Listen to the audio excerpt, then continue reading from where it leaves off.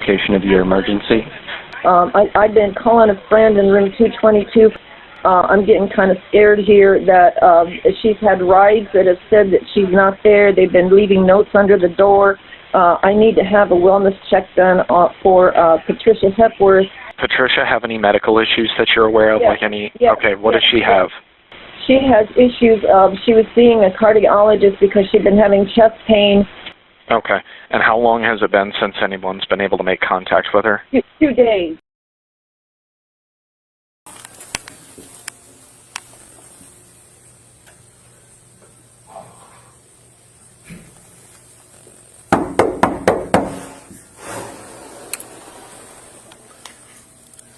Patricia?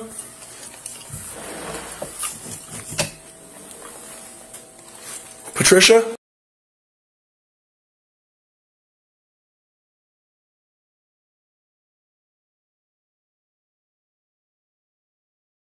Oh, hold on now. Patricia?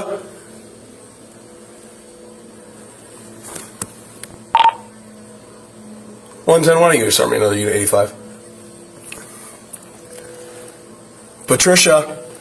This is the Florida Police Department. Are you okay? Officers stay outside the apartment and attempted to get a response from Patricia. This continued for almost 12 minutes. Patricia did not verbally respond. The initial call was to check on Patricia's physical well-being. Although she was not responding verbally to officers, the first officer on scene saw her standing holding knives in her hands, but appeared physically okay. Officers left the complex at approximately 10:51 a.m. and informed dispatch of what occurred. At approximately 12:24 p.m. on the same day, dispatch receives a call from Indiana Department of Corrections. They are doing a parolee check on Patricia, who is on parole for attempted murder and arson.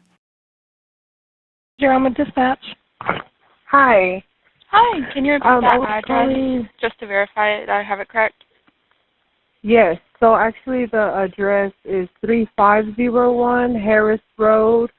We have 3 parole agents completing parolee home checks, and they are at this location, room 222, and they reported that the subject has a knife and are requesting law enforcement to assist. Fort Wayne officers arrived back at 3501 Harris Road, apartment 222. Indiana Department of Corrections officers were also confronted by Patricia with knives in her hands.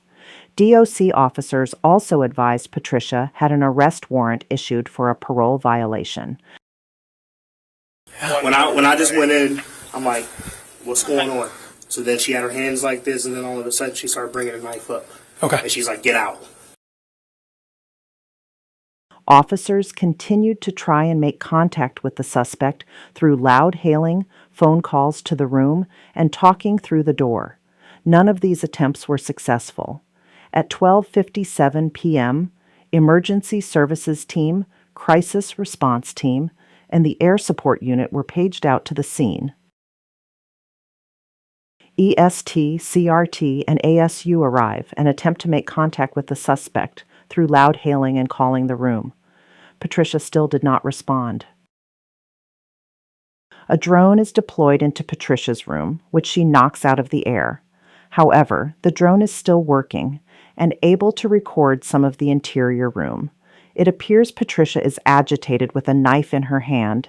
This is moments before EST makes contact with her.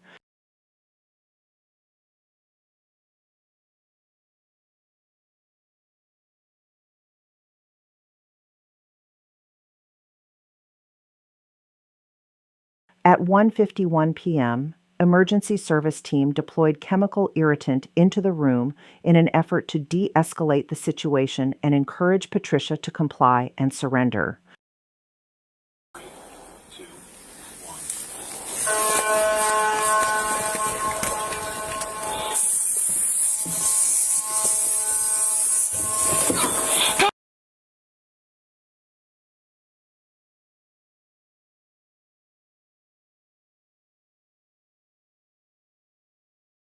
Goddamn!